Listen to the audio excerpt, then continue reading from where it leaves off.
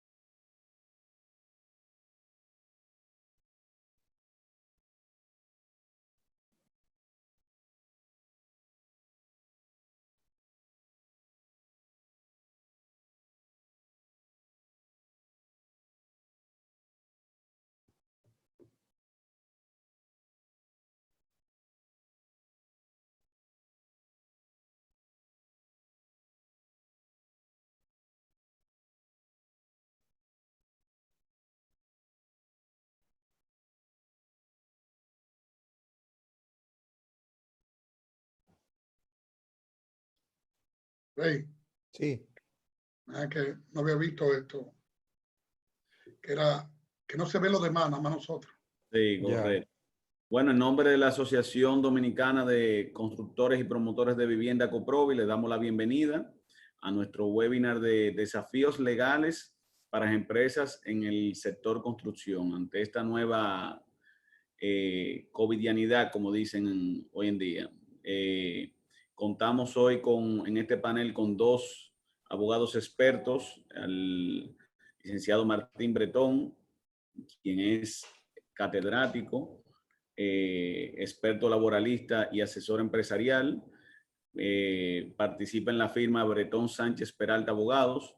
Y también contamos con el señor Reinaldo Ramos, quien es experto en prácticas generales de derecho y trabaja para la firma Ramos Morel Abogados. Ambos son catedráticos de larga data y nos acompañan hoy a conocer un poquito sobre esos desafíos que tendremos para ese retorno que empieza mañana y desafíos que presentarán las empresas del sector ante esta nueva realidad. Le damos la bienvenida a estos expertos y estamos aquí para escucharlo. ¿Quién empezaría, Martín, perdón? Bueno, yo comienzo, no hay problema. Perfecto, pues adelante, Martín. Bienvenidos y bienvenidos a todos los que participan en esta reunión. Buenas tardes a todos. En primer lugar, agradecer a la Asociación de Constructores y Promotores de Vivienda, a Coprovi, por la invitación a compartir con ustedes algunos conocimientos sobre los aspectos laborales en esta nueva realidad post-COVID. También quiero agradecer de manera especial a Guido Rosario, mi amigo y personas que tengo alta estima, por hacer la invitación personal. Y estoy muy contento hoy de compartir con mi amigo de toda la vida, colega, distinguido, profesor Reinaldo Ramos, quien nos acompañará y que va a tratar los aspectos comerciales y civiles de la nueva realidad que tenemos en el sector construcción después de la cuarentena. A continuación yo voy a hacer un esbozo muy simple, muy pequeño de lo que sería el escenario de la gran mayoría de las compañías de construcción, sobre todo en el sector de ustedes, en el sector vivienda, para luego pasar la palabra a Reinaldo y él haga lo mismo, pero para para el tema de comercial y de contrato, para luego pasar a una especie de intercambio de opiniones y de ideas con ustedes, de preguntas y respuestas. Entonces, como ustedes saben, a partir de mañana vamos a iniciar las labores. El modelo que ha utilizado que utilizó el país es de una apertura general que va a depender la cantidad de personas que van a trabajar, van a depender del tamaño de la empresa. Las empresas de menor tamaño van a tener más capacidad de personas trabajando, y las empresas de mayor tamaño van a tener menos personas trabajando en un mismo lugar. En el caso de la construcción de inicio, podemos decir que como no tenemos en la construcción, no hay empleados fijos en un mismo establecimiento, salvo las oficinas. En el área de construcción, básicamente lo que hay que tener en el área de construcción es mantener las medidas que ya ustedes lo han compartido mucho. Yo sé que ustedes ya tienen un plan general de asegurarse la salud y la seguridad en la construcción, pero básicamente es que entre un trabajador y otro haya por lo menos una distancia de 2 metros. Esto es cuanto a la cantidad de trabajadores. En cuanto a las instalaciones de la empresa, vamos a tener que, dependiendo el número de trabajadores que tenga la empresa, vamos a poder trabajar el 50% de la plantilla, el 25% de la plantilla, dependiendo. Entonces, esta realidad nos provoca varios asuntos. Primer asunto, hay un mandato expreso de que las personas mayores de 60 años se queden en la casa.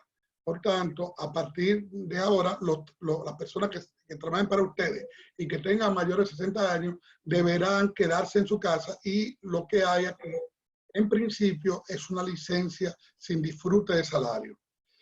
Queda ver cómo el gobierno va a atender a estos trabajadores que ya no es una suspensión por cuarentena, como la estamos levantando ahora mismo, sino esta suspensión de contrato va a ser, y se prevé que hasta que no salgamos de esto, puede ser por varios meses, por lo que invitamos a que Acoprovi se acerque a las instituciones gubernamentales a ver qué trato le va a dar a todos los mayores de 60 años que van a quedarse en la empresa. En principio, yo diría que debemos procurar que se le dé el auxilio de fase a esta persona mayor de edad.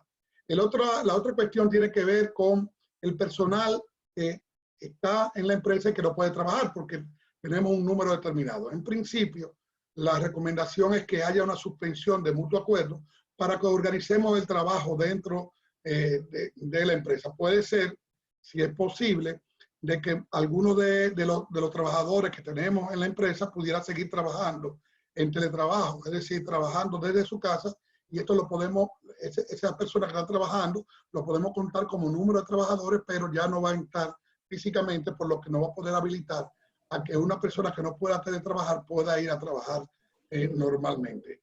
Por tanto, una parte va a estar teletrabajando, la otra parte, en principio debe haber un mutuo consentimiento para organizar el trabajo, y si no, la empresa va a tener que tomar una decisión, que la primera es de solicitar una suspensión de contrato para esas personas que no deben trabajar, porque el mandato del gobierno es que trabaje una sola persona, y en caso de que la empresa lo estime conveniente, lamentablemente, si no hay un acuerdo, también pudiera evaluar el terminar la relación de trabajo con un determinado grupo de trabajadores. El único problema es que si bajamos el nivel de plantilla, eso no va a afectar con el número de trabajadores, por lo que la recomendación en principio es teletrabajo. Si no se puede teletrabajo, trabajo presencial a un grupo y suspensión voluntaria a otro. Y en caso de que no se pueda la suspensión voluntaria, hacer una suspensión vía el Ministerio de Trabajo. Con relación a la suspensión, es importante destacar que ya la suspensión de contrato ya lleva cerca de 2 meses, casi ya a 2 meses y medio. Y el Código de Trabajo ordena que la suspensión sea hasta 90 días en un año.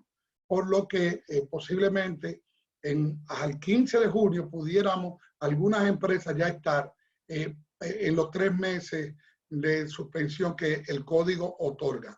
Esto nos trae el escenario siguiente, que el Ministerio de Trabajo deberá aprobar suspensión por encima del mandato de la ley. Y hay un consenso, diríamos, de muchos abogados que entienden que como el mandato original del código es que la suspensión es desde que comienza la causa hasta que termine, y si esa causa que termina es mayor que 90 días, hay algunos colegas, y yo entiendo que en estas circunstancias es muy válida, sostiene que no, ese plazo de 90 días no es válido y que podía aprobarse más.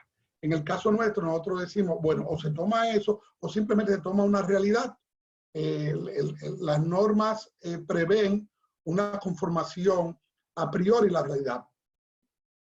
La realidad muchas veces es mucho más rica de lo que se prevé, lo que prevé el legislador, por lo que atendiendo a la realidad de que muchos trabajadores tienen que quedarse en la casa más allá de 90 días, sobre todo en el sector, diríamos, hotelero y algunos sectores como el sector construcción en la parte de las oficinas. Definitivamente el gobierno va a tener que tomar una medida, ya sea formal o informal, admitiendo la suspensión más allá de los 90 días. Esto es, diríamos, la realidad a corto que tenemos. Después hay algunas inquietudes con relación a modificación de contratos. Desde siempre se pueden modificar los contratos.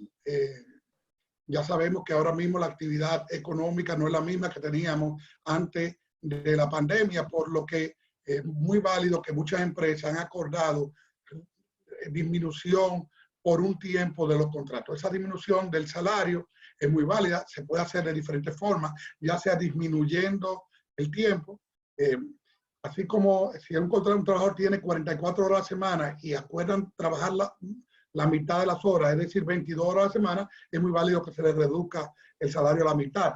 Pero no obstante eso, también pudiera ser que si yo estoy ahora mismo acordando con un trabajador en enero, porque la empresa estaba muy bien, estaba pagando un gran salario, es muy válido que en estas circunstancias y por un tiempo determinado se reduzca el salario y yo entiendo, y así lo entienden la gran mayoría de los abogados, que puede ser, que es muy válido esos acuerdos puntuales de reducción.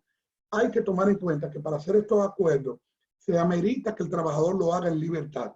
Por lo que si un trabajador no sabe leer o si un trabajador tiene poca instrucción, posiblemente pueda alegarse que el trabajador firmó o puso sus huellas digitales sin conocer el contexto en que está haciendo, por lo que a esas personas que no tienen tanto nivel académico, nosotros preferimos que la empresa no haga esa modificación porque pudiera verse complicado en los tribunales. Esto aquí, este es el esquema general que le estoy exponiendo. Vamos a esperar la respuesta de ustedes, la pregunta de ustedes para hacer un intercambio de opinión. Y ahora le paso la palabra a Reinaldo para que haga su introducción del tema. Muchas gracias. Sí, pues buenas tardes. Pues muchas gracias Guido y Martín por esta oportunidad de compartir en esta ronda por web, por la vía web, de compartir con personas en este momento de la pandemia. La situación que va a enfrentar el sector de ingeniería es una situación bastante similar a la que pudieran enfrentar otros sectores ante esta situación que la humanidad no había vivido en los últimos 100 años.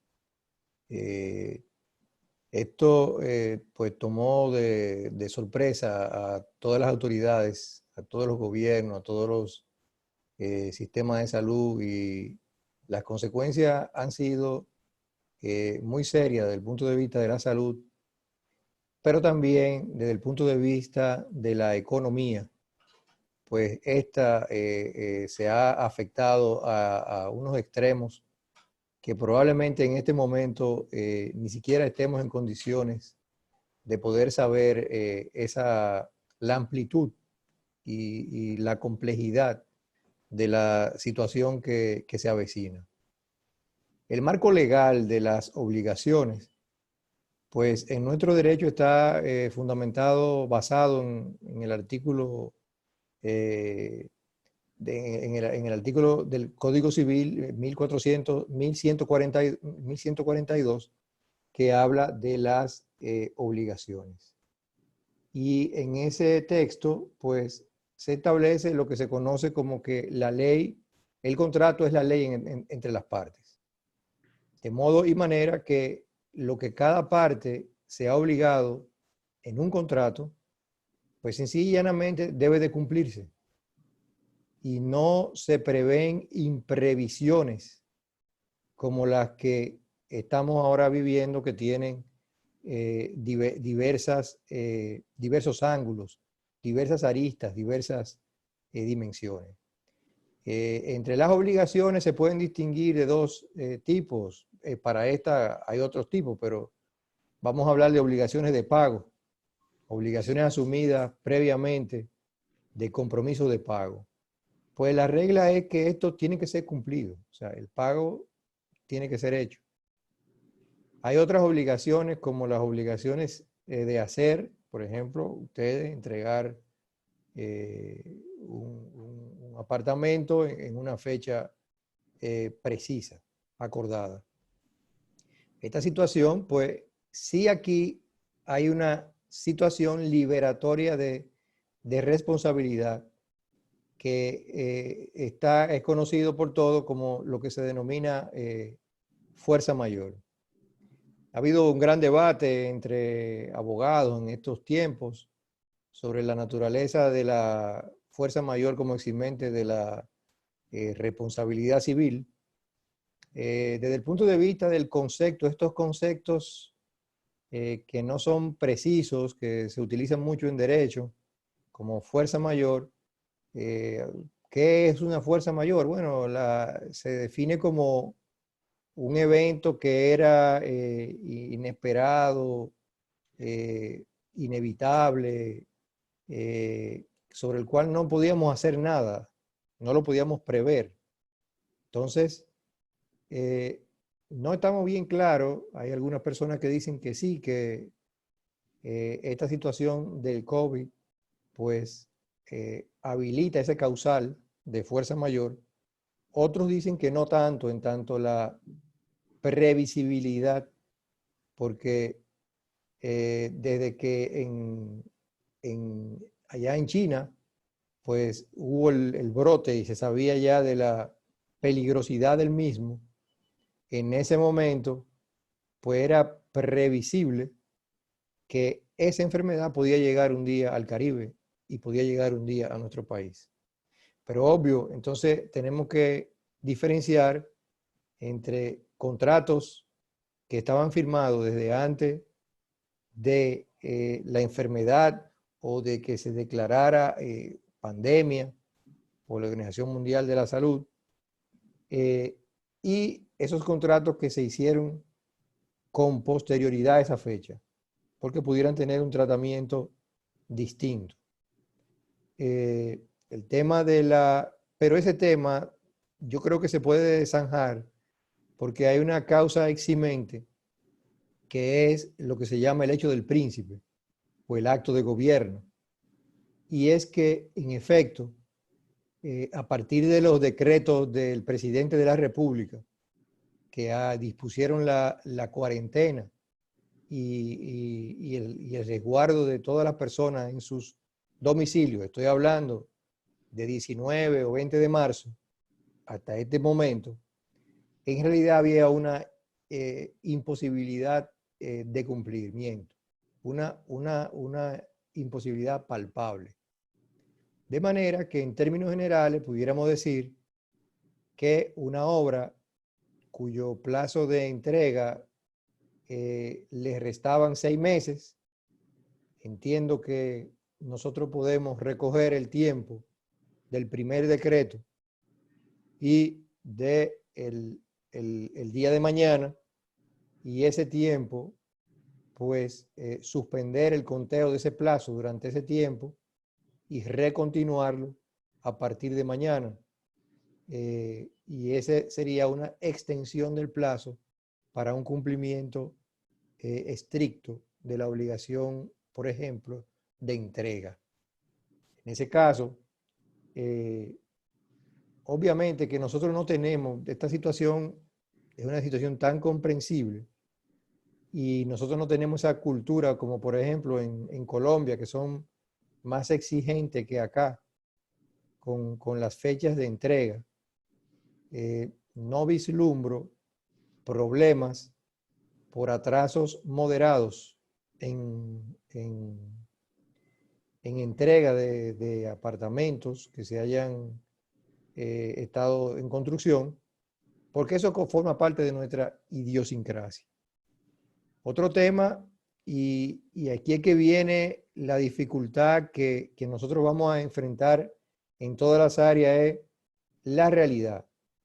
¿Qué pasa con esa persona que le adquirió a usted de un inmueble, se comprometió a hacer pagos cada 2 meses, cada 3 meses, y esa persona pues sencillamente perdió su empleo, no va a poder continuar con ese contrato? Entonces, acá cada quien tendrá que hacer un razonamiento y un ajuste de lo que es, uno, la ley, y dos, de lo que son estos momentos que estamos viviendo. Y tratar de solucionar las cosas que se vayan presentando en el camino de la mejor manera posible. Porque los propios tribunales son víctimas también de esta situación.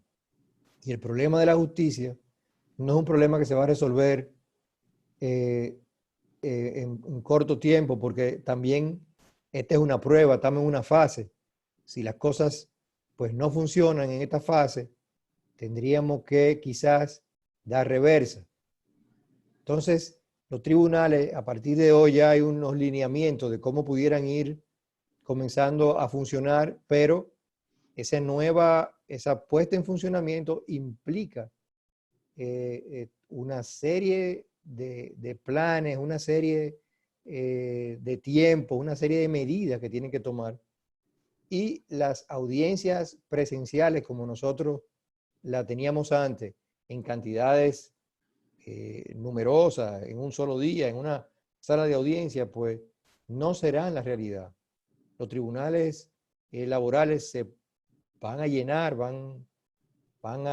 pudieran hasta colapsar, y yo creo que eso pudiera también ocasionar de pronto en los tribunales civiles y comerciales, porque tienen un cúmulo enorme de trabajo acumulado durante el cierre de los tribunales, y tienen que prepararse, ponerse al día, volver a ver cómo se reprograman las audiencias que cancelaron en todo este tiempo y recomenzar. Entonces, estamos hablando de que muchas veces estemos claros de que un litigio en estas circunstancias pues pudiera demorar mucho más tiempo que en momentos de normalidad. Entonces, sobre esa base, habrá que accionar con inteligencia y analizando caso a caso la situación que se vayan presentando. En esos mismos contratos hay diferencias. Hay algunos que pueden prever específicamente el tema de la fuerza mayor o el hecho del príncipe, porque tiene la misma naturaleza eximente. Otros quizás no lo tengan, pero aunque no lo tengan, pues se puede invocar. Yo creo que esa problemática quizás no sería tanto de cara a la entrega de los inmuebles, si en definitiva la constructora lo puede entregar en un tiempo razonable. La problemática pudiera ser mayor en relación a los compromisos que han asumido adquirientes con ustedes y que pretendan ponerle término alegando una imposibilidad material de poder continuar con la operación de promesa de venta que habían iniciado. En ese caso, rige el artículo 1134 del Código Civil. Al principio creo que me confundí, dije 1142. 1134 del Código Civil, que establece pues, las convenciones entre las partes. Entonces, ¿qué habría que hacer? Ejecutar esa convención, ejecutar ese contrato en los términos que fue concebido originalmente. En su mayoría tienen penalidades, se ejecutan las penalidades, no se ejecutan las penalidades. Esa va a ser la dinámica que habrá que enfrentar caso a caso y entonces tomar la decisión que se considere pues más inteligente. Yo creo que esa es una pequeña introducción y después pudiéramos pues, responder preguntas más precisas de los participantes. Perfecto. Gracias, Reinaldo. Ya hay varias preguntas que se han ido formulando, tanto en la sesión de preguntas y respuestas y en el chat.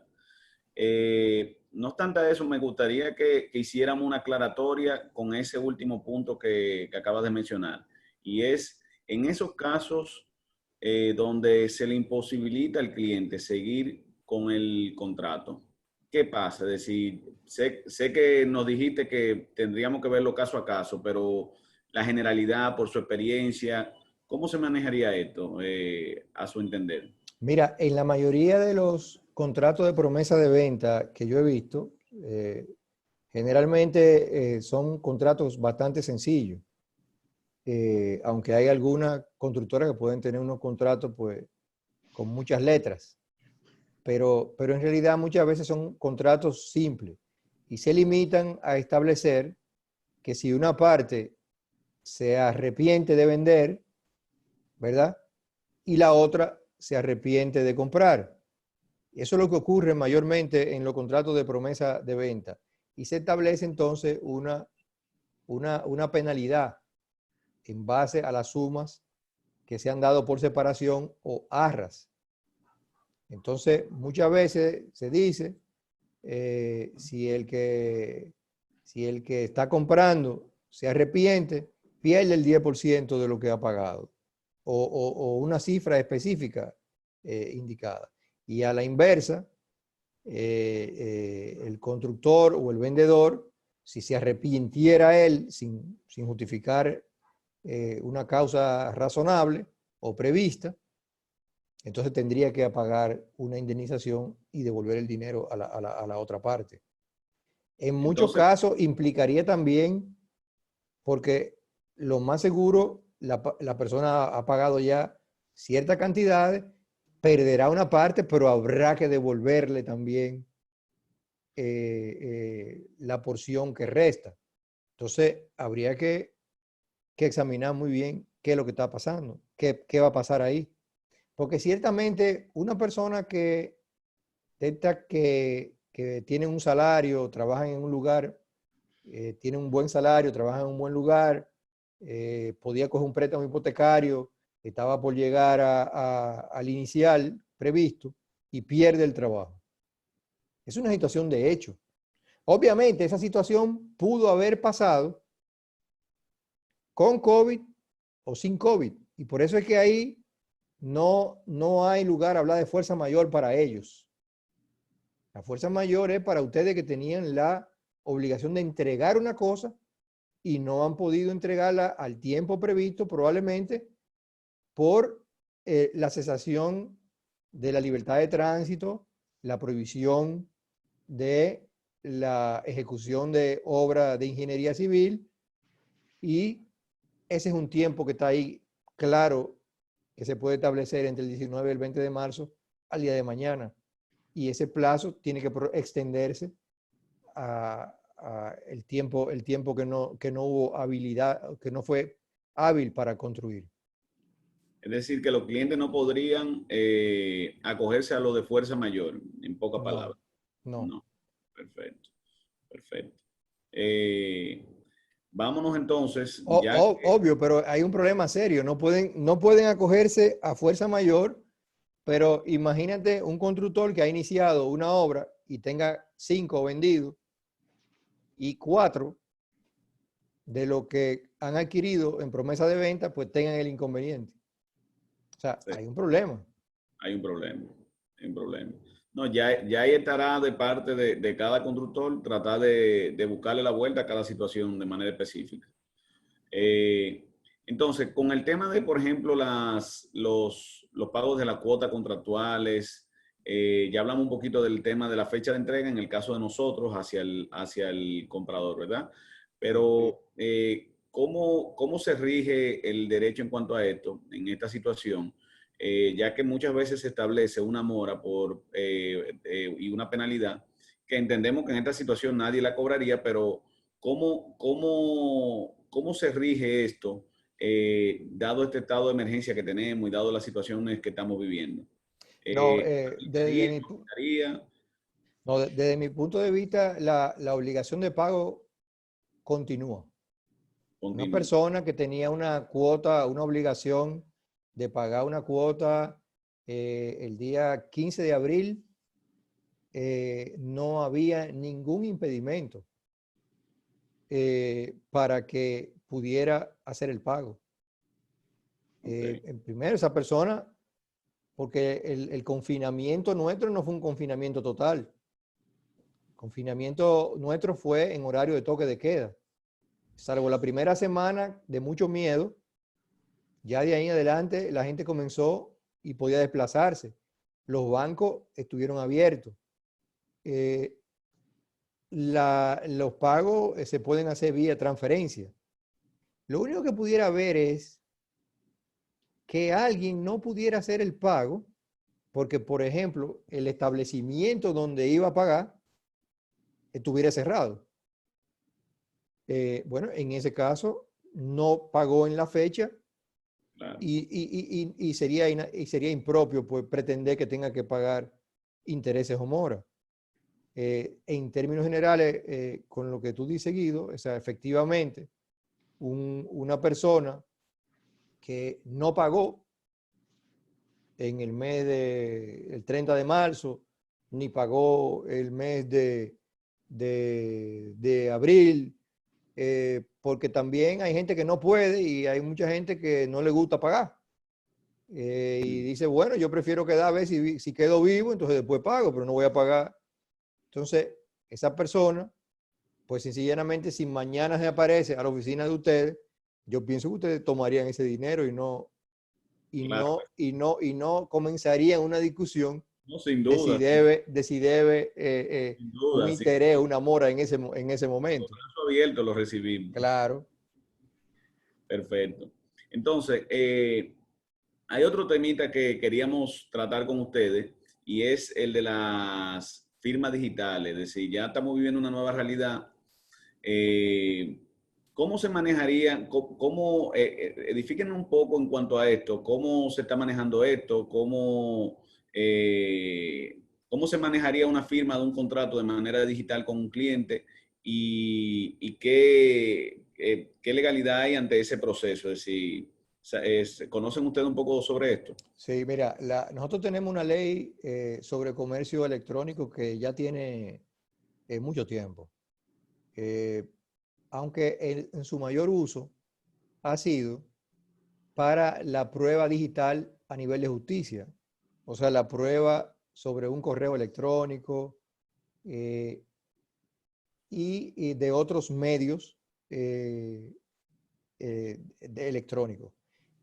Efectivamente, nosotros no tenemos una legislación como en Francia hace tiempo se tiene, de que considera el contrato tanto en papel como en versión digital de manera expresa, pero sí cabe dentro del contexto de nuestra ley sobre comercio electrónico. El tema de la firma digital, en un principio quedó como para que la manejara ese tema Indotel.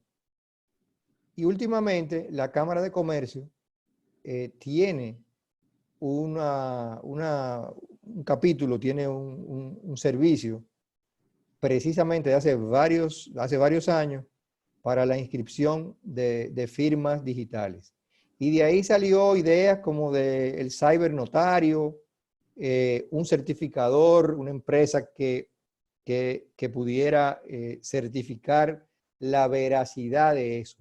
La firma digital no es necesariamente una firma como se hace una rúbrica con la mano.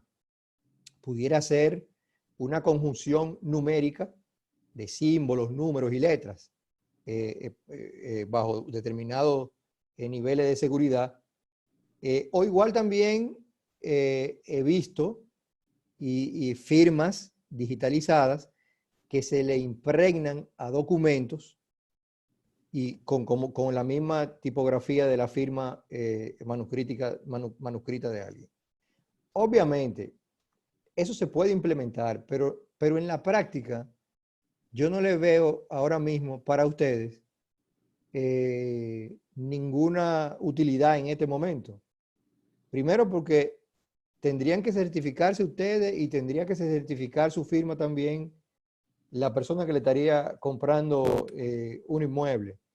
Y por lo menos las circunstancias que nosotros tenemos hoy día permiten que una persona se traslade a algún lugar y firme un documento con tinta azul, como le gusta el registro de títulos, y que un notario legalice la firma.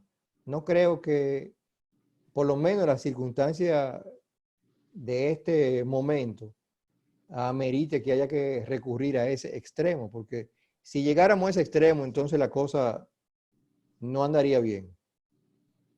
Eso nos abre, Reinaldo, un camino a una segunda pregunta. Ya que existe la imposibilidad de viajar ahora mismo, ¿cómo cerraríamos negocio nosotros con personas que se encuentran en el extranjero? ¿Qué ustedes sugieren al respecto? Hay prácticas comunes, pero en estos casos, ¿qué ustedes sugerirían al respecto para realizar una venta con una persona que está en el exterior? Mira, decían los notarios viejos que para comprar no se necesitaba poder. O sea, para vender sí, obviamente, pero para comprar no, porque es una gestión que tú estás haciendo por otro. Pero desde luego, no es solamente comprar, porque no es de contado. Si fuera de contado, pero como son obligaciones a plazo, más que comprar es el tema de obligarse a los pagos. Pues la mecánica que se puede utilizar para eso es pues remitir un poder del lugar donde esa persona se encuentre. Tendrá que ir a un consulado, tendrá que someterlo al protocolo de la Cancillería y con ese poder pues puede hacer todas las operaciones que en nombre de esa persona que quiere comprar. Que son las prácticas comunes que existen con relación a eso ahora mismo. Sí. Pero yo quiero como hacer, eso que tú dices, Reinaldo, quiero como, porque como quedó ahí, pienso que podríamos decirle que el que está comprando, lo que está dando es un dinero. Sí. Entonces, él no va a decir después que él no firmó ese contrato, porque si no firmó ese contrato, no dio ese dinero. Sí. Entonces, el que puede verse perjudicado en principio, Sí. porque lo que está diciendo ese adagio es que el que está comprando es el que se beneficia de la validez del contrato, normalmente. Mira, en el caso nuestro no es tanto así, Martín, porque muchas veces, por ejemplo, esas cláusulas que mencionamos ahorita, la contiene nuestro contrato. Es decir, que lo único que nosotros nos protege para que si el cliente en 8 meses dice que va a desistir de la compra, sería uno acogerse a esas cláusulas que ya están firmadas por esa persona. Pero si no tenemos ese contrato firmado, realmente no hay forma de acogernos a esa cláusula y realmente pudimos perder oportunidad de venta de un apartamento a lo largo de quizá un año, que al final la persona desistió. Entonces, por ahí era que iba más o menos el enfoque. Mira, vi en el chat una pregunta a mí que decía que es probable que la persona en el extranjero pues tenga dificultades para llegar a a un consulado a poder hacer un poder. Y es cierto, porque depende el país donde esté funcionando y la ciudad donde esté funcionando ese consulado, pues tenemos que pensar que las condiciones en aquel lugar pues son, bueno, muchas veces son peores que las que nosotros tenemos acá, afortunadamente. El problema es que no hay una receta, porque yo no le puedo decir acá que una persona puede comprar y obligarse por otro sin el poder. El poder pudiera venir después y lo arreglamos. Pero el problema es, si eso llega, si ya es una venta definitiva, el registro de título es una institución muy burocrática, para no decir cuadrada. Y ellos no aceptan muchas cosas que no sea lo que está en el librito.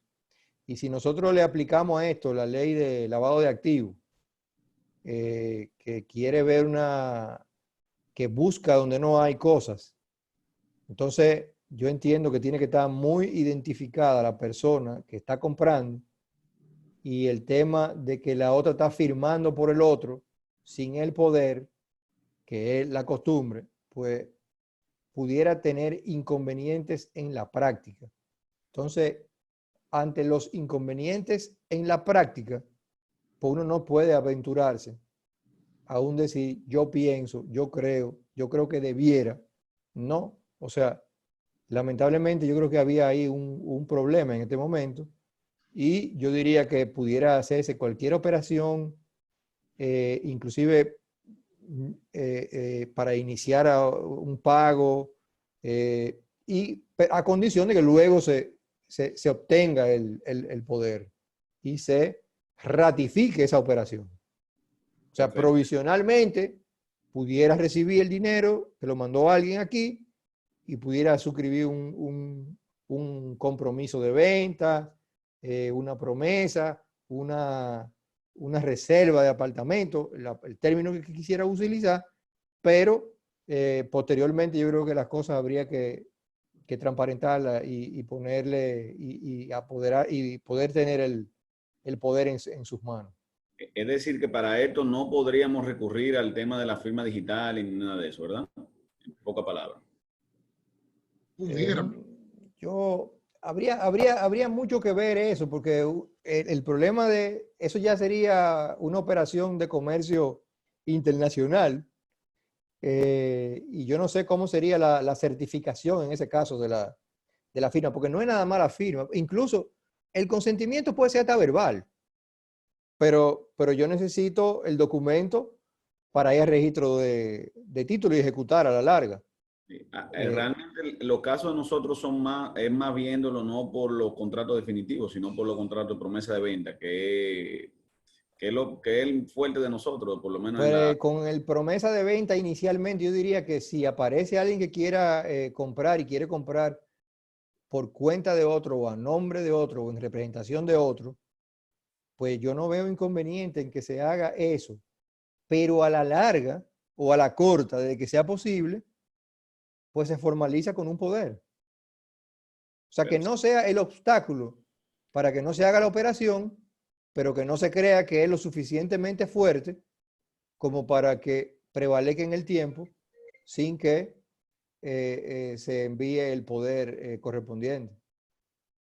Perfecto. Bueno, pues Incluso, aquí, perdón, eso es para propia seguridad de ustedes, porque es que también cuando la persona va y dice, yo te estoy a pagar esto ahora y en 4 meses tantos, se está obligando. Y esa obligación es estrictamente personal. O que te ha apoderado para eso. perfecto. Ya se han ido generando mucha pregunta en el chat y en la sección de preguntas y respuestas.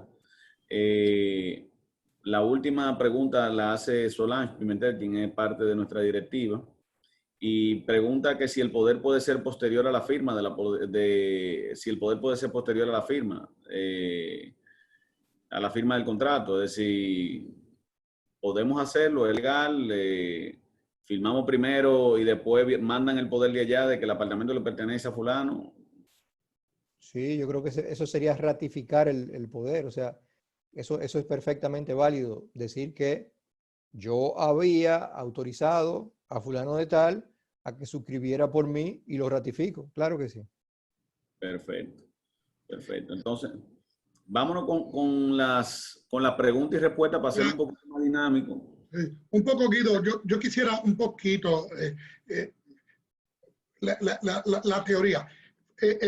Pudiera ser la firma digital por ponerla en práctica, porque en Estados Unidos se utiliza y aquí lo que hay que buscar es la viabilidad para hacerlo. Ahora, en un contrato de compra de un apartamento o de una promesa de venta, lo que está diciendo Reinaldo es que no amerita, sobre todo, señores, que si hay alguien de aquí que es familiar de él, puede firmar el contrato diciendo, esa persona que firma, que lo está haciendo a nombre del verdadero comprador, esa persona que firma es el que está entregando el dinero y el que al mismo tiempo, si se desconoce el poder, esa persona es el que se le puede descontar la suma determinada de dinero que en caso de que se quiera negar. Entonces, lo importante de todo esto es que cuando se haga formalmente el contrato de venta, para fines sobre todo de registro, se haga con la debida provisión. Pero para la promesa inicial, como el gran compromiso es del que está entregando el dinero, que va a ser la persona que va a firmar,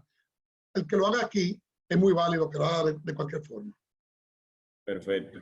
Gracias, Martín Reinaldo. Entonces, vámonos con la pregunta y respuesta para hacerlo un poquito más dinámico y que todo el mundo vaya integrándose.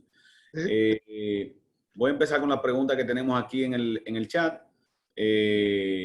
Ahora Jorge acaba de hacer una que me acaba de salir aquí, Jorge Montalvo, nuestro vicepresidente.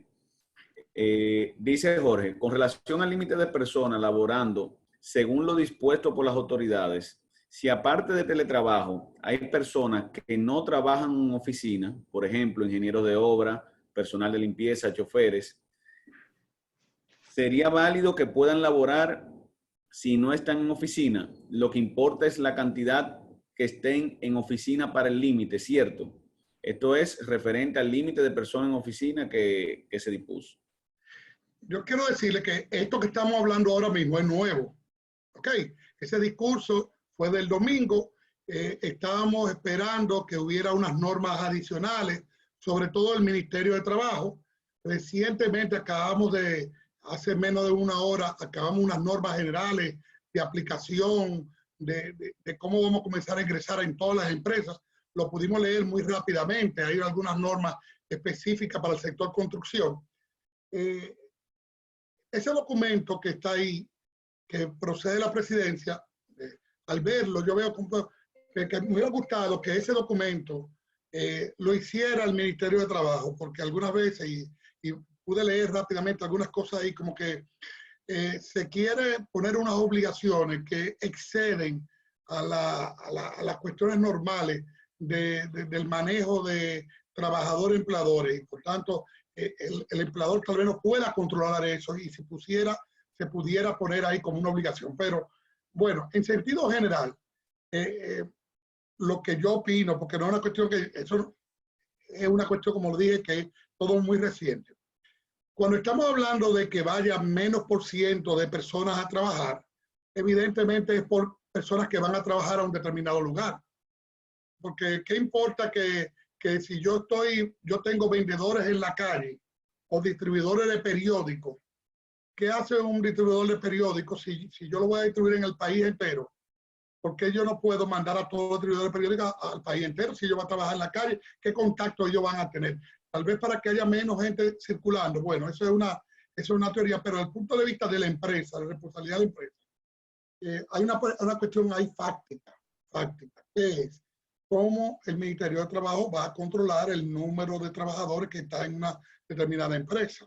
En principio, yo diría, para conteste con la norma, vamos a tratar de que las empresas en la parte de las oficinas trate de cumplir de que el % sea el % condigno, porque lo que queremos es que haya menos gente en la calle y menos trabajando. Eso es en principio, porque esa es la primera visión. Ahora, desde el punto de vista del empleador, ¿se le va a sancionar? ¿Cuál es la sanción? está por verse. Perfecto. En el chat, Martín, escribe el licenciado Fermín Acosta, con relación no a esta pregunta, sino a la anterior. Dice Martín, no siempre es así. Hay muchos casos donde los familiares que viven aquí se adueñan de los recursos de los familiares que viven en el exterior. Es una realidad, un tema un poquito espinoso, ¿tú me entiendes? Pero por eso es que nosotros tratamos de cuidarnos tanto en eso, y por eso insistí en preguntarte nuevamente con el tema de las firmas digitales. Porque para nosotros es muy, muy problemático este tipo de casos. Okay. Bueno, pero al principio la firma digital, entonces, si queremos insistir tanto, en lo que hay que hacer es registrar la firma digital de la empresa para cuando la empresa la firme y allá habilitar para que la persona pueda firmar desde allá en el organismo que le permita la ley de allá. Porque la cuestión en la firma de los contratos, la forma de los contratos, hay que llevar siempre, cumplir la ley en cuanto a la forma. Me estoy excediendo, si no, Reinaldo tiene que cumplir la ley de donde se va a firmar el contrato, en cuanto a la forma del contrato. Claro. Un contrato válidamente, yo lo puedo firmar aquí según una ley dominicana y allá firmarlo según las leyes del que está allá. No sé si Reinaldo quisiera abundar. Bueno, mira, es que hay un tema, o sea, esos contratos, como yo indiqué ahorita, esos contratos, la misma ley de registro inmobiliario, me estoy hablando ya del contrato de venta definitivo, porque la imposibilidad aparentemente no la estamos viendo ahora mismo desde el punto de vista nada más de una promesa de venta, sino de un contrato de venta definitivo. La ley exige que sea ante notario con firmas legalizadas. Entonces, aunque la firma electrónica pudiera funcionar para una serie de cosas, como yo repito, no me imagino el registro de título ejecutando una operación de esa naturaleza. Yo no lo he visto, como yo no lo he visto, no le puedo decir que en la práctica eso va a caminar. O sea, una cosa es que eso sea válido entre las partes y que si se va a discutir ese contrato, de su validez, ese contrato indudablemente es válido, pero yo no sé cómo va a funcionar eso en un registro de títulos. Sí, me imagino, nosotros lo vemos más por los contratos de promesa de venta, es decir, no ya tanto a los contratos definitivos. Dice Fermín de nuevo aquí en el chat que por eso es necesaria la firma digital. Los residentes en el exterior pueden registrar su firma digital en la Cámara de Comercio de aquí desde el exterior. Que sí, que eso realmente podría ser. No, pero eso es perfecto. Eso yo lo dije, ese servicio está ahí. Perfecto. Sí, pero yo creo que en el futuro va a haber eso. En el futuro inmediato, todas las cuestiones que tengan que ver en el registro de títulos, la justicia, se va a poner en práctica muchas cuestiones digitales. Y yo creo que siempre el registro de títulos lo que ha procurado es seguridad. Y se ha demostrado que si se hace, por ejemplo, como una institución como es la Cámara de Comercio, que son bastante rígidos y bastante seguros, yo creo que no sería inconveniente que se haga vía la Cámara el registro de la firma. Claro. Entonces, vamos a ir con la pregunta. Jaime González, también asesor permanente nuestro, pregunta aquí en el chat. Licenciado Bretón, ¿cómo se maneja la situación de una persona suspendida o laborando normalmente, pero tiene una o varias condiciones de alto riesgo con respecto al virus? ¿Bajo qué condiciones podría dejar de ir al trabajo y durante qué tiempo? ¿Qué se contempla a nivel de salario al respecto? Bueno, Jaime, un saludo a Jaime. Yo quiero decir que esa es una de las grandes cuestiones que tenemos por delante. Hay varios temas que yo no quise tratar al inicio, pero que están aquí y que van a ser temas que deberá el gobierno, a través de la Superintendencia de Salud y Riesgos Laborales y a través de la Administradora de Riesgos Laborales, ahora llama Indopril, resolver. ¿Cuáles son esos problemas? Esos problemas tienen que ver con las licencias que deben tomar diferentes tipos de trabajadores. La primera, la de los trabajadores de más de 60 años o de los que tengan menos de 60 años, que tengan problemas cardiovasculares o enfermedades previas, que por mandato y recomendación de la autoridad sanitaria tienen que quedarse en su casa. Si fuéramos a lo que establece la ley dominicana, hay una suspensión de contrato porque esa persona no puede ir a trabajar. Y por tanto, se va a su casa y no hay que prestar servicio ni pagar salario. Ahora, ¿qué va a pasar con esa persona que está en su casa sin recibir salario? Si a través de la Superintendencia de Salud y Riesgos Laborales, por ejemplo, se le puede dar un subsidio, ya sea una norma de la Superintendencia de Salud y Riesgos Laborales que el INDOPRIL se considere, por ejemplo, esa persona no puede ir a trabajar porque por un riesgo laboral que tiene de contraer la enfermedad yendo al trabajo. Entonces, eso se pudiera asimilar a un riesgo laboral y el INDOPRIL pagar a esa persona mientras está en su casa. Y eso es una norma que se haga y que INDOPRIL lo valide y eso es muy bueno. Esa es una primera una cuestión. La segunda cuestión tiene que ver con las personas que se enferman. Si una persona se enferma, inmediatamente se va a su casa. En principio le va a tocar el subsidio por enfermedad común o ahí hay que ver también que puede ser un subsidio de enfermedad común si es fuera que tuvo la enfermedad o si fue dentro el subsidio por de riesgo laboral por INDOPRIL. Ahí hay una cuestión que cómo uno va a terminar, cuándo es uno y cuándo es otro. Y yo he invitado a que las dos entidades gubernamentales, tanto la Superintendencia como INDOPRIL, se pongan de acuerdo cuando un trabajador esté infectado de esto, cuál es de los dos que va a atender a esa persona. Y el tercer grupo tiene que ver con que cuando una persona se infecta, hay obligatoriamente que mandar a cuarentena a los demás compañeros que están trabajando con ellos. Entonces, esas personas que se van a ir a su casa porque un compañero estuvo en cuarentena, el tiempo que está ahí está suspendido su contrato y el que debe pagar esto en principio debe ser la administradora de riesgos laborales, el INDOPRIL, porque esa persona no puede ir porque en su trabajo se puede contagiar. Por tanto, son cuestiones que deberá decidir el gobierno qué hacer con él. Perfecto. Hay otra pregunta aquí de Susana Vargas y dice, en otra reunión se comentó que debemos de hacer firmar un descargo a los empleados por si se contagian al volver a trabajar. ¿Esto es conveniente? ¿Este descargo para qué? No entiendo. Hay muchas cosas que eran utilizadas en abogados en el pasado que ya superamos eso.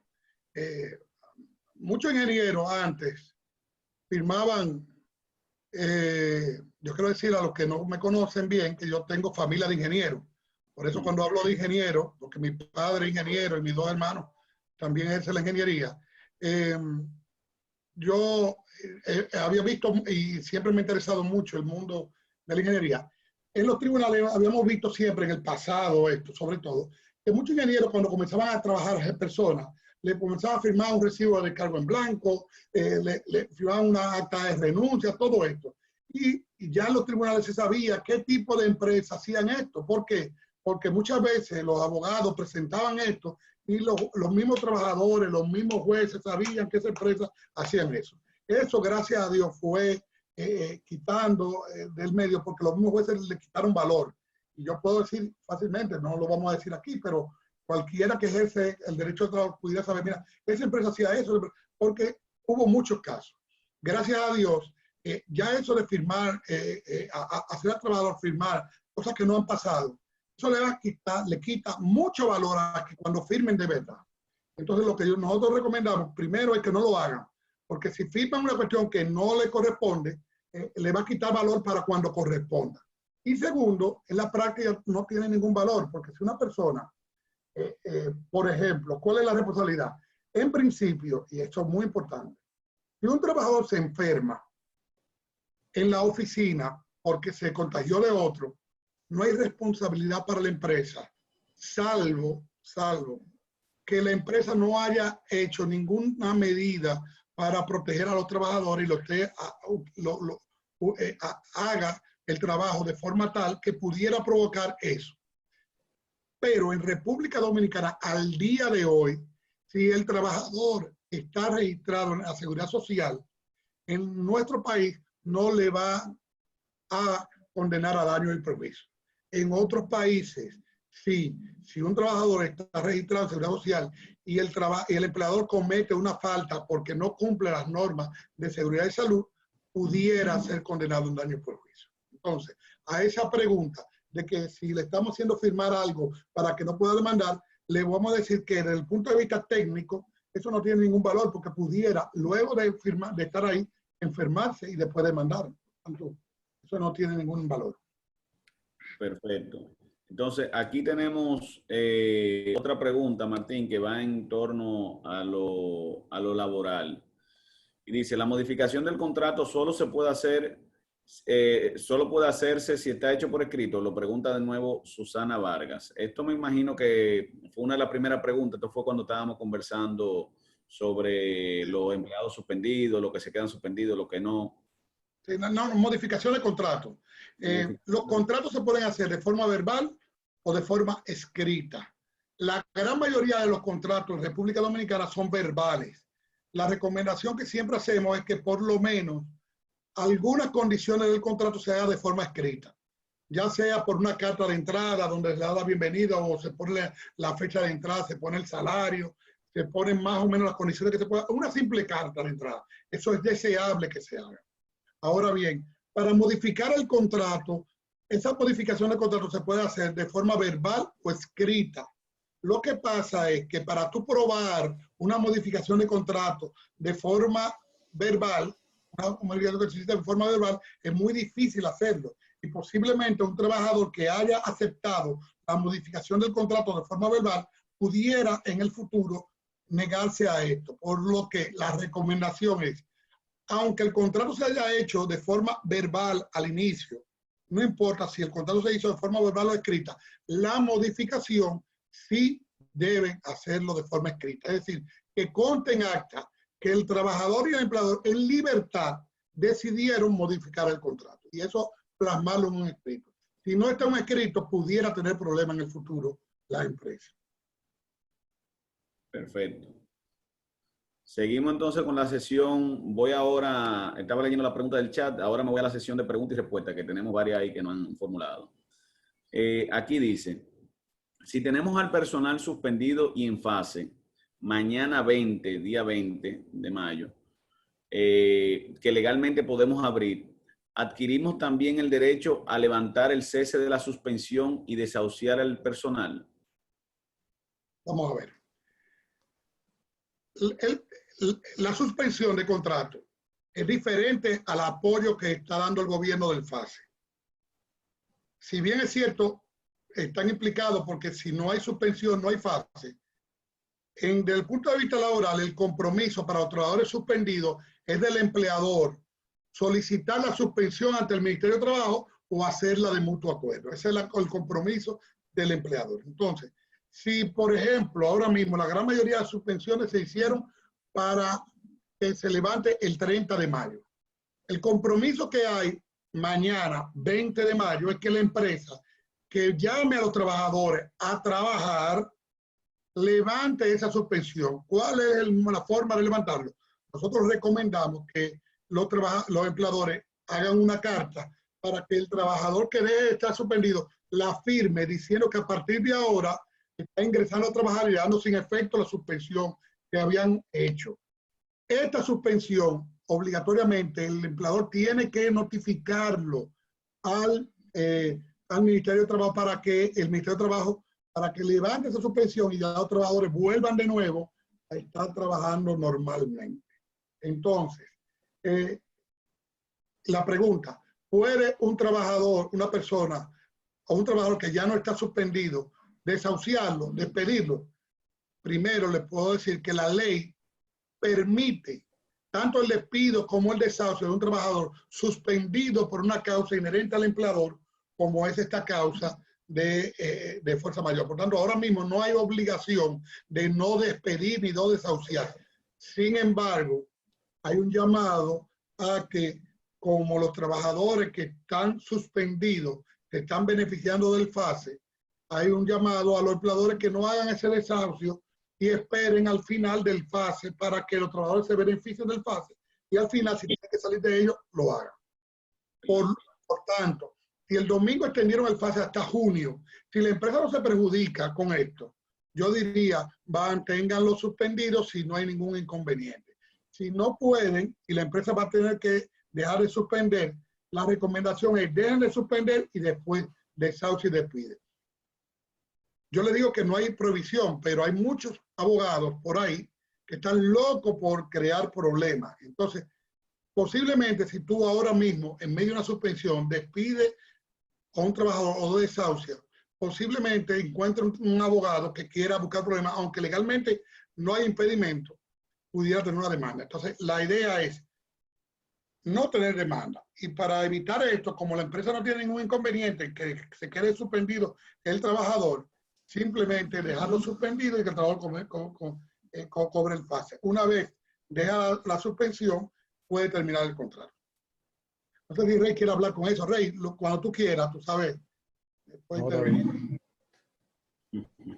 Aquí hay una preguntita espinosa, Martín y Reinaldo.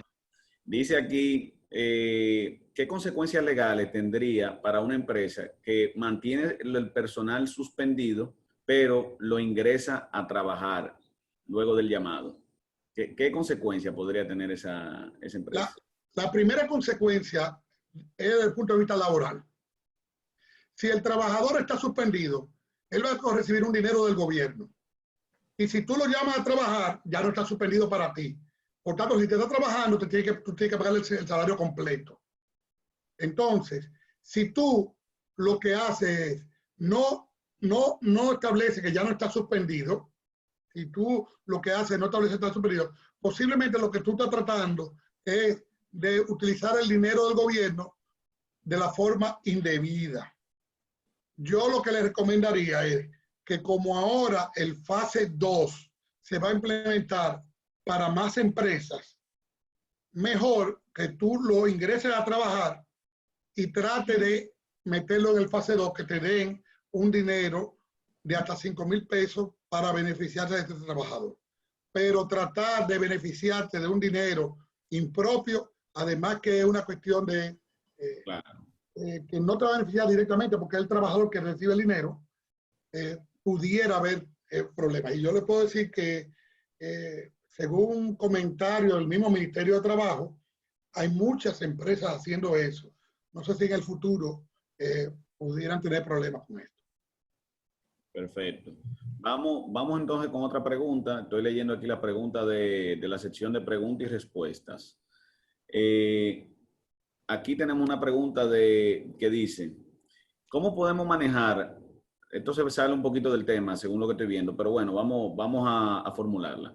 ¿Cómo podemos manejar la posibilidad de embargarnos la cuenta que tiene cualquiera? Por ejemplo, un cliente que no acepta el cumplimiento del contrato. Por ejemplo, dice la persona, a mí me han embargado la misma persona por el mismo motivo 3 veces y ya van 2 que un juez me libera, pero me dicen que esa posibilidad siempre está abierta. ¿Valdría la pena de contrademandar por litigación temeraria? Entonces sale un poquito, pero quise formularla ya que está aquí. Bueno, mira, esas son situaciones que ocurren aquí en nuestro patio porque no tenemos una disciplina muy estricta con las obligaciones éticas de la profesión de abogado. Pero ahí esa persona narra que le han hecho 3 embargos y 2 veces se lo había levantado anteriormente un juez, o sea, que son embargos ilegales. Eso, yo entiendo que en algún momento eso va a desaparecer. Ya hay sentencias incluso de la Suprema Corte de Justicia ratificando sanciones a profesionales del derecho por esas malas prácticas. Yo la pregunta la había leído y no sabía si era si recomendaba que uno también hiciera esos embargos. No puedo recomendarle a nadie que haga un embargo violando la normativa procesal.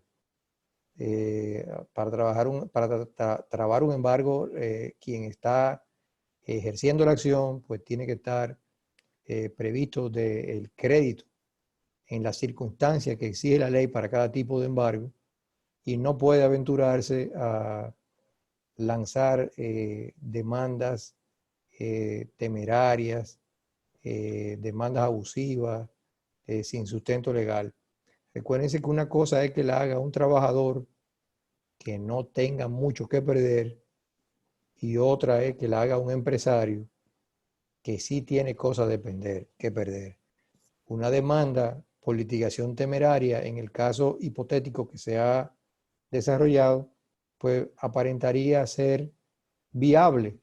Yo he hecho demandas de ese tipo y los jueces no me han dado la razón, no la cogen, siempre se agarran de que una vez le habían autorizado el embargo y que otra vez no, y es un ejercicio que va a hacer esa persona que pudiera ser desgastante, porque en definitiva eso tiene que tener una consecuencia económica para que sea una indemnización real.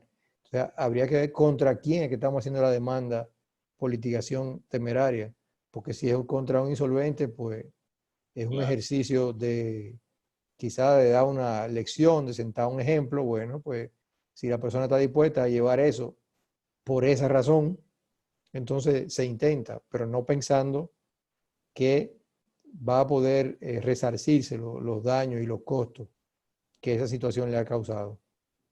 La otra respuesta que pudiera dar la tienen ustedes mismos con la ley de fiducia. Hacer la construcción vía una fiducia, y entonces al hacerlo así no se puede embargar muy fácilmente el dinero de la construcción. Perfecto. Aquí hay una pregunta. No, y ahí hay otra, si es de un trabajador hacia la empresa, pues Martín pudiera dar otras explicaciones más agudas todavía sobre la naturaleza de ciertos créditos laborales, o sea que son privilegiados. Sí, pero yo no hablé yo creo que no está hablando de los créditos laborales. Creo, no sé. No, pues como no sabemos de qué, lo pusimos como lo digo como bueno. No te informando. Bueno. Bueno, pues vámonos con la otra pregunta. Aquí una pregunta interesante que hace Agustín Rojo. Y dice, su pregunta va con respecto a las notificaciones vía digital, dice correo electrónico. ¿Son válidas para cumplir con notificaciones requeridas por el contrato de promesa de venta? Por ejemplo, que el inmueble está listo para entrega. ¿Es válido notificar vía correo electrónico? Esa es la pregunta. Sí, perfectamente. Perfectamente. O sea, Perfecto. y eso se hace en la con práctica y sobre todo un correo electrónico con el cual usted ha interactuado antes. Un correo electrónico que ya usted ha tenido con esa persona una relación, es un correo electrónico que se le atribuye a esa persona y generalmente va a haber un intercambio de un envío y de una respuesta y se forma una cadena que es perfectamente válida. Aquí hay otra pregunta de Laura Pérez.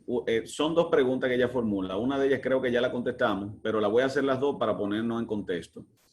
¿Debe de incluirse en los contratos de los trabajadores no calificados, es decir, el personal de la casa, una cláusula sobre el COVID-19, haciendo responsable al colaborador de cuidarse utilizando los EPP que se le faciliten? La segunda pregunta dice, en el caso de que hayan varios infectados en la obra, ¿el Ministerio de Salud podría poner en cuarentena todo el proyecto? La primera, la trabajadora doméstica, ¿verdad? No, habla del personal por la casa, esos son los trabajadores. El trabajador de la casa bueno, por la casa de los trabajadores no calificados. Okay. Me fui por lo doméstico, eso me reí un poco.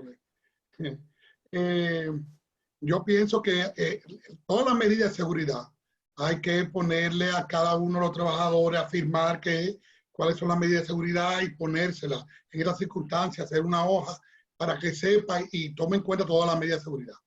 En principio, si hay una persona que está infectada por el COVID, hay que desinfectar y un poco poner a los compañeros en cuarentena, evidentemente. Laura hace una tercera pregunta y dice, ¿existe la posibilidad de que el ministerio realice inspecciones en obra sobre el tema COVID-19 con el objetivo de verificar que se cumplan las normas sanitarias? El Ministerio de Salud Pública tiene potestad de visitar y con el Ministerio de Trabajo, los inspectores de trabajo tienen, en caso de poner en peligro la vida de los trabajadores, pueden inclusivemente cerrar el establecimiento. Entonces la potestad está. De que lo haga, no creo. No creo en la práctica, no creo mucho. Yo pienso que todo este tema y por el desarrollo de la seguridad y salud en el trabajo en nuestro país es un tema propio, que es bueno cumplirlo para uno mismo. Es decir, si usted tiene un enfermo en una obra, trate de ese enfermo que está en una obra, sacarlo de la obra y por lo menos desinfectar ese sitio, porque si se te enferma otra gente más después, más adelante, también te va a afectar. Entonces, a los que están ahí, evidentemente hay que suspender el contrato y se va para su casa momentáneamente, por 15 días, como manda el protocolo, para ver si está enfermo o no. Y ya. Mira, en ese mismo contexto, Martín, hay otra pregunta. Creo que la estamos contestando ahí. Dice Marino Ariel González. Buenas tardes. ¿Habrá alguna institución gubernamental que certifique el correcto ambiente dentro de proyectos y oficinas de construcción?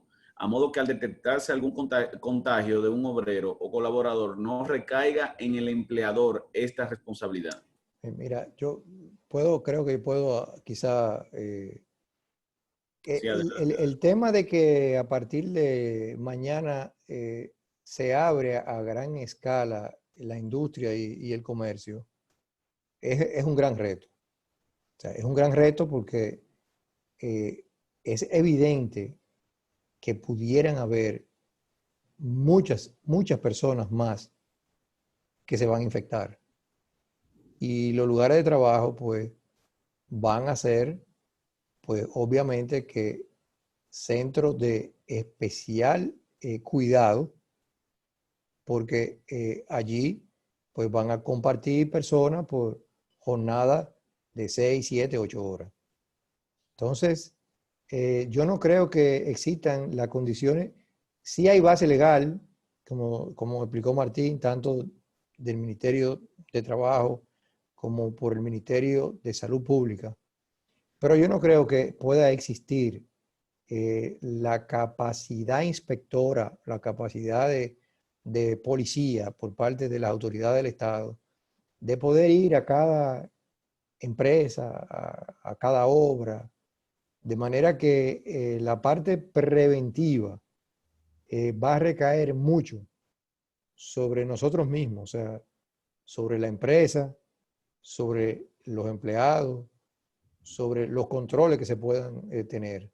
Pero no creo que pueda existir una entidad que en estos días, 15 días, pues se dedique a verificar cuáles son las condiciones en que se está desarrollando el trabajo en cada establecimiento o fábrica, obra o industria. Y sobre todo, perdón, Reinaldo, decirle, porque yo creo como que se ha mandado un mensaje y veo a varias gente de los empleadores nerviosos. Si el empleador cumple normal con las normas normales que se están diciendo, de tener una serie de instrucciones de la limpieza, de tener el gel de limpieza, ordenar que se laven las manos y todo eso, y paga la seguridad social, no tiene ningún problema. Otra cosa también que es muy bueno inmediatamente, comenzar a hacer los comités de esa seguridad de salud.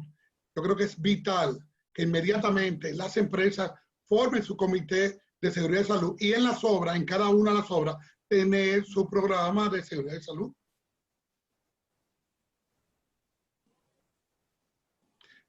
No se oye, Guido. Perdón, sí, perdón.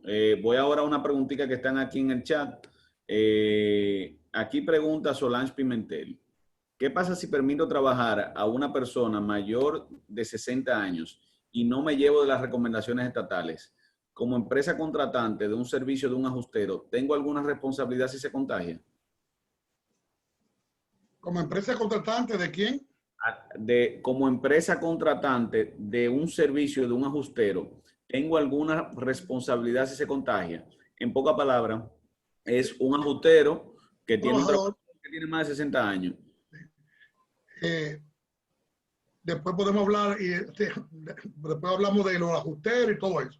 Simplemente un trabajador, si tiene más de 60 años y tú estás y lo pones a trabajar, tú estás comprometiendo que esa persona contagie la enfermedad. Y si esa persona contrae la enfermedad y fallece y estaba trabajando, pudiera comprometer tu responsabilidad.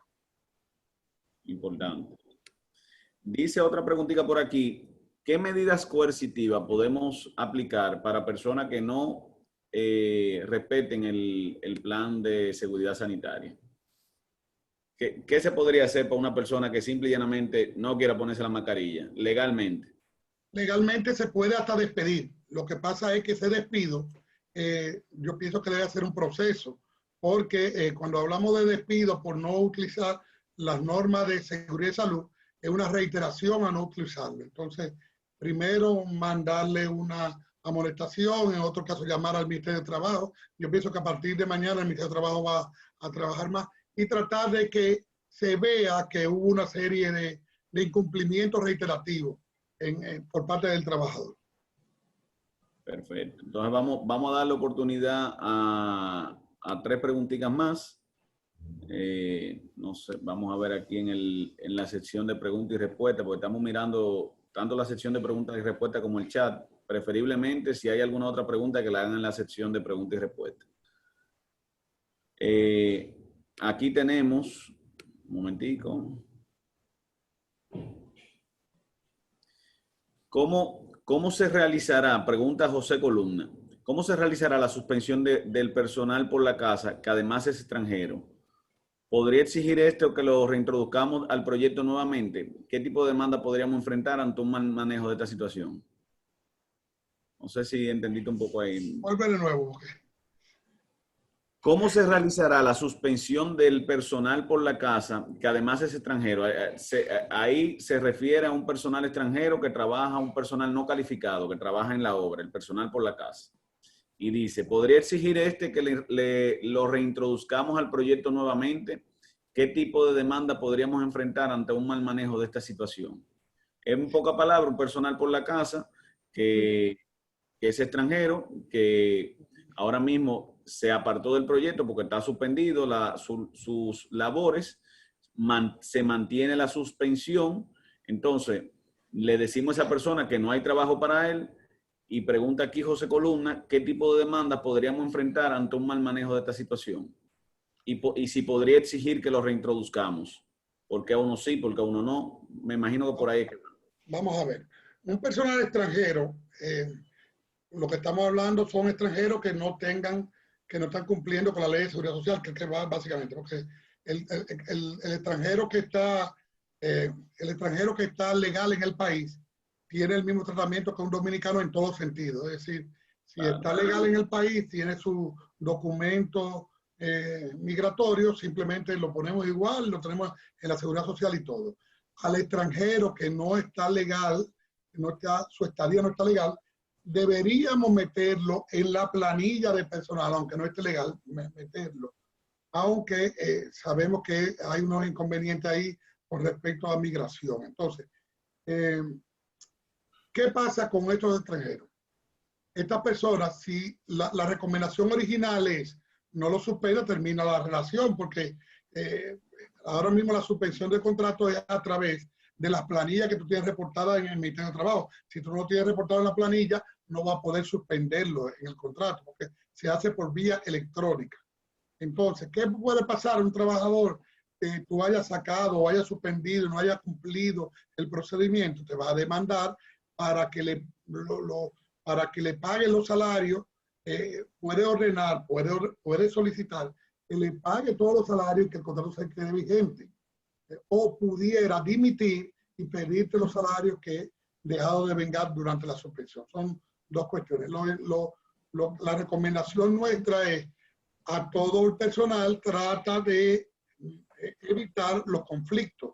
Si la persona tú vas a tener que salir trata de llegar a un acuerdo y págale y que te firme el recibo de descargo. Si lo vas a tener que suspender, trata de llegar a un acuerdo para que sea una suspensión de mutuo acuerdo. Pero en sentido general, trata de cumplir la norma para que evite un conflicto. Los conflictos laborales para un ingeniero, para una compañía de ingenieros, le cuesta mucho más tenerlo que poder resolverlo previamente. Eso es así. Es una realidad. Eso dice la experiencia, ¿verdad, Martín? Voy a mencionar algo aquí que menciona Solange Pimentel nuevamente y dice, en referencia a lo mencionado de los compañeros que ponen cuarentena, en referencia a una persona infectada, pregunta Solange, los compañeros que se ponen en cuarentena, ¿esto es una recomendación o una obligación? Las autoridades se han quedado mucho en discurso y no han transmitido muchas de las obligaciones en resoluciones. Yo pienso que debían poner una resolución bien clara, y no lo han hecho al día de hoy, donde se establezca el procedimiento en caso de que un trabajador quede infectado, que esos compañeros se pongan en licencia por tantos días, qué va a pasar con el salario de esto. Yo creo que esa resolución está pendiente de que el Ministerio de Trabajo, conjuntamente con el Ministerio de Salud Pública, la haga. Pero en principio, yo pudiera decir que es una obligación mandarlo, porque si hay una persona que está infectada, no se sabe si alguno de estas personas ya están infectadas y si se quedan, pues están infectando a los demás trabajadores que están en la empresa.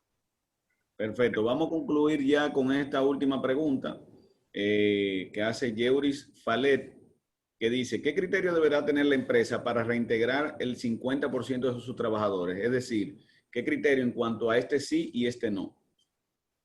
¿Qué impera ahí? Ahí impera el que tú necesites, me imagino, ¿verdad?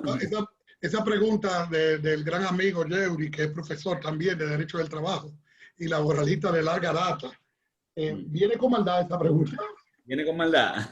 Sí.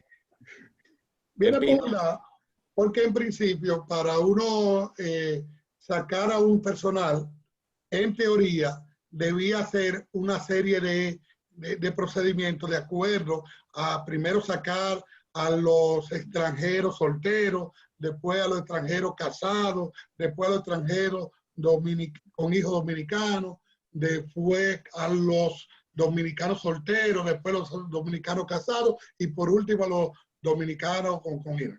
Ese es un procedimiento que hay para elegir. Ahora, en este caso, lo que para cumplir en que la empresa al mismo tiempo no esté todo el personal, lo primero que yo recomiendo es que se organice la empresa, que no sea unilateral del trabajador, que entre todos se organice, porque si hay una parte que tiene que estar fuera, es bueno que deseable que el peso de que estén fuera sea repartido entre todos. Entonces, si es necesario que un grupo vaya de lunes a miércoles en la mañana, vaya a trabajar, y el otro vaya de miércoles a la tarde a los viernes, que se haga, o que un grupo se vaya en la mañana, otro grupo vaya en la tarde. Lo ideal es que se acuerde la forma de hacer esto, para que no haya problemas, para que las cargas se dividan entre todos y que la empresa de común acuerdo trate de sobrepasar todos estos inconvenientes que hay ahora mismo.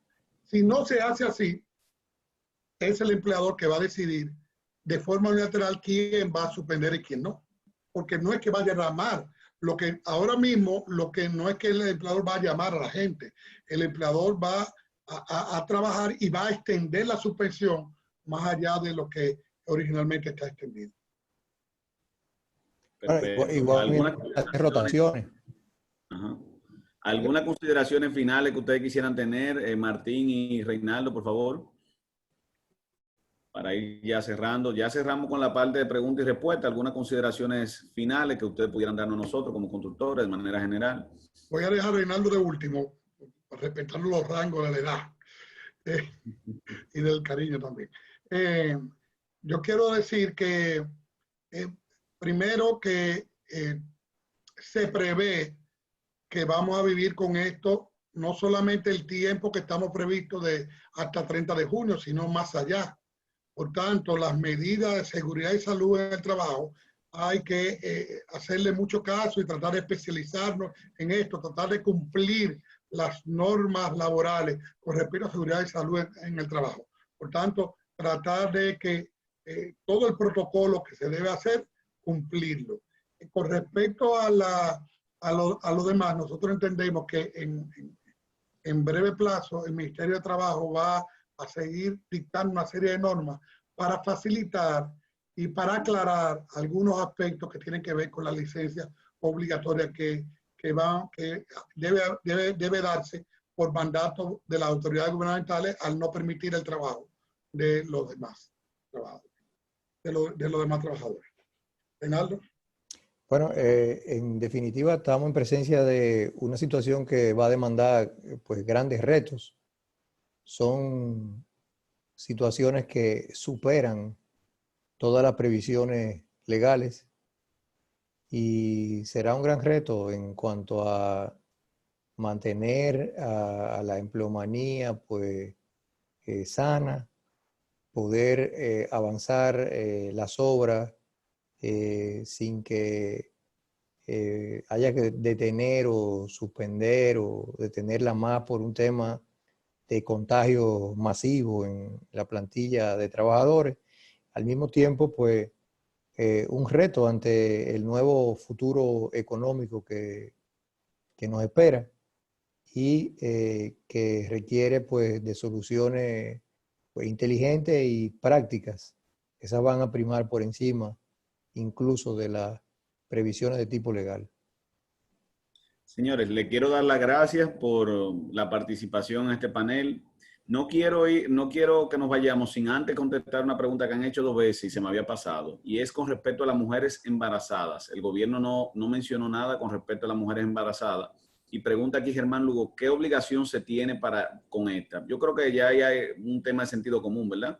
Me gustaría cerrar este panel contestando esta pregunta. Yo pienso que la mujer embarazada hay que dar el mismo tratamiento de las personas que están enfermas y que tienen mayores de 60 años, que no pueden ir a trabajar. En principio, la ley no va a obligar a pagarle el salario. Es importante que la mujer embarazada se mantenga la seguridad social, porque si no se mantiene la seguridad social, no le van a dar el subsidio de maternidad y de lactancia. Y mi recomendación es que si el empleador puede, que le siga pagando el salario completo a la mujer embarazada durante el periodo que está, antes de disfrutar del pre y postnatal.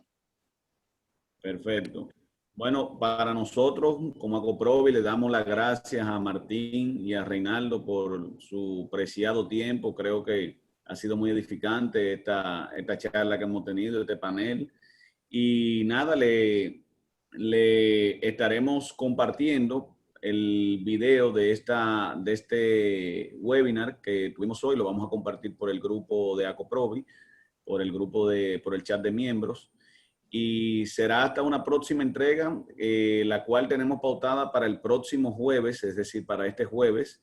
Tenemos un panel interesantísimo donde vamos a ver aspectos económicos del sector construcción con Jacqueline Mora, economista, con Bernardo Fuente, economista del Banco BH de León.